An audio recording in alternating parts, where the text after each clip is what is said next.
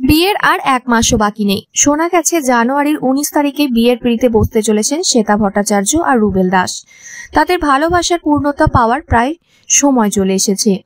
রুবেল শ্বেতার বিয়ে নিয়ে উত্তেজিত তার অনুরাগীরাও। সেই রকমই এক বিশেষ মুহূর্ত শেয়ার করেছেন অভিনেত্রী। শ্বেতাকে খাওয়ানো হচ্ছে তার ড্রেসিং রুমেই। কোন গোপনে মন ভেসেছে শ্যামলীর লুকেই দেখা গেছে তাকে। অভিনেত্রীকে তার আইবুড়ো ভাত খাওয়ালেন তার কিছু অনুরাগীরা। শুধু তাই নয়, একটি সিল্কের লাল কমলা শাড়িও দিয়েছেন উপহার স্বরূপ। একদম ফোঁটা দিয়ে আশীর্বাদ করে সমস্ত নিয়ম মেনে খাইয়েছেন আইবুড়ো ভাত।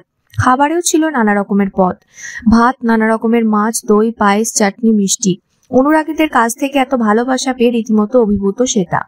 এই ছবিগুলো শেয়ার করে ক্যাপশনে শ্বেতা লেখেন, আইবুড়ো ভাত, একজন অচেনা মানুষ শুধুমাত্র আমার কাজ ভালোবেসে আমাকে মন থেকে বোন মেনে সমস্ত কিছু আয়োজন করে শুটিং ফ্লোরে এসে আমাকে খাইয়ে গিয়েছেন। থ্যাংক ইউ দিদি, আপনি খুব ভালো থাকবেন আর আমাকে এইভাবেই আশীর্বাদ করুন।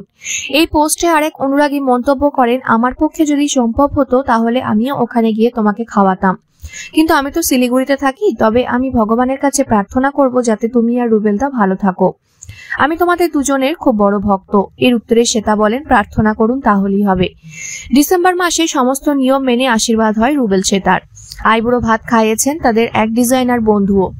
রবিবার ছুটির দিন যুগলে আইবুড়ো ভাত খেয়েছেন। টেবিলে সাজানো ছিল বিরাট মাছের মাথা।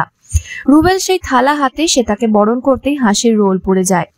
খাবারের প্লেটে ছিল পোলাও, সাদা ভাত, 5 রকমের ভাজা, মাছ, মাংস এবং শেষ পাতে মিষ্টি মুখের জন্য পায়েস, কেক সবই ছিল। দুজন দুজনকে মিষ্টি খাইয়ে দেন। দুজনের মাথায় মুকুট পরিয়ে দেন তার বন্ধুরা। মূলত বন্ধুদের আয়োজনেই এই বিশেষ নিমন্ত্রণ ছিল শ্বেতা রুবেলের। বিয়ের আগে পর্যন্ত চলবে এই আইবুড়ো ভাত পর্ব।